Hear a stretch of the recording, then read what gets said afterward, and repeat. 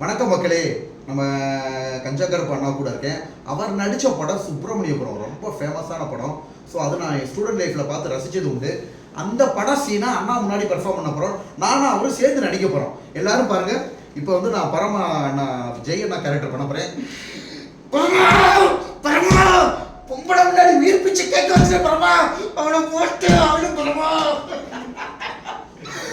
ஏன் கூட்டு போட இவனை ஏன் கூட்டு போட? டேய், நான் கூட்டு போட அவதான் ஆசைப்பட்டேன். அதுக்கு தானே நான் கூட்டு போனேன்.